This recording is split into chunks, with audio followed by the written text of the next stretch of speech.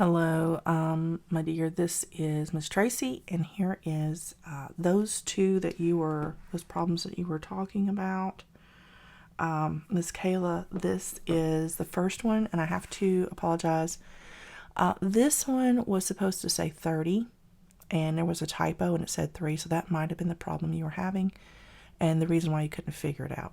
If that is, then I apologize. It's fixed now, so you can see the correct problem.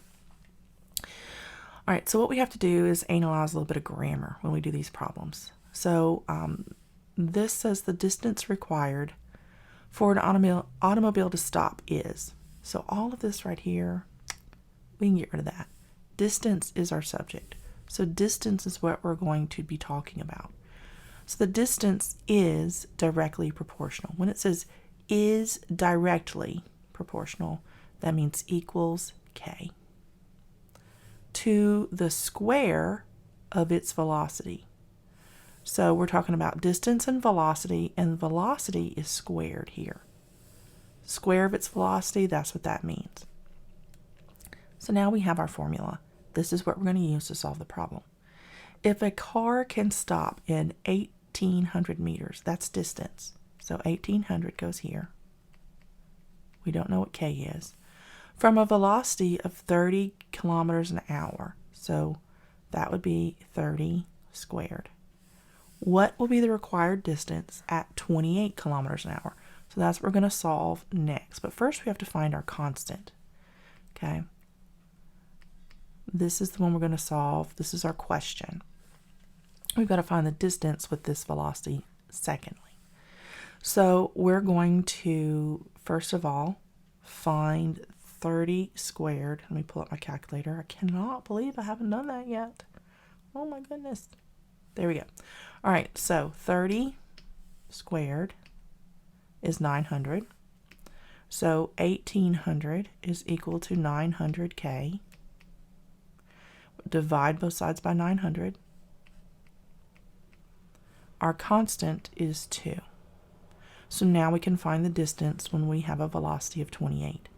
So we're going to say the distance is equal to our constant k, which is 2, and our velocity, our new velocity, is 28 kilometers an hour, and that's going to be squared. So we come over here, and we square 28 squared times 2 is 1568. So the distance is 1568 meters. All right? Not super complicated. It just takes a second to reorient your brain. All right. When it's directly, it's going to be multiplication. If it's inversely proportional, then it would be division. Okay. Direct, inverse. And it might be the fact that this typo was there to prevent you from figuring it out. If that is the problem, I am so sorry. But that, I did correct that for you. All right, we're going to go ahead and check it just to make sure. So 1568 space meters. We'll check that. And it's correct. All right, so I did that right with the correction there. And again, I'm sorry if the typo was what threw you off. All right, so let's clear this. The distance the body falls. So again, we're talking about distance. Distance varies directly. So again, we're going to do multiplication because it's direct as the square of the time that it falls. So time squared. If it falls 256 feet in 4 seconds, so 256 is equal to the rate times the time, so that would be 4 seconds squared. How far will it fall in 13? So 13 is our new time. So we're going to solve this. So we know that 4 times 4 is 16. So 256 is equal to 16 times k. So we pull up our calculator. We divide 256 by 16, and that's our constant. apparently 16 times 16 is 256.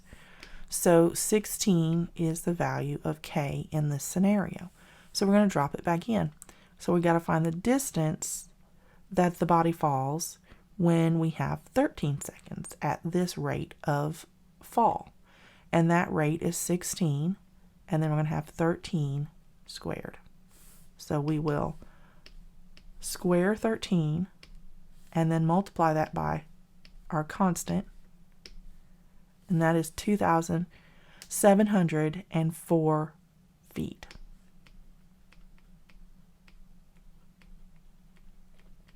Because that was our unit of measure here. All right. Okay, so I hope that that helps you see the difference. Again, if it says directly, it's just multiplication. If it's inversely, it's the division. All right. All right, well, I will see you in class on Thursday.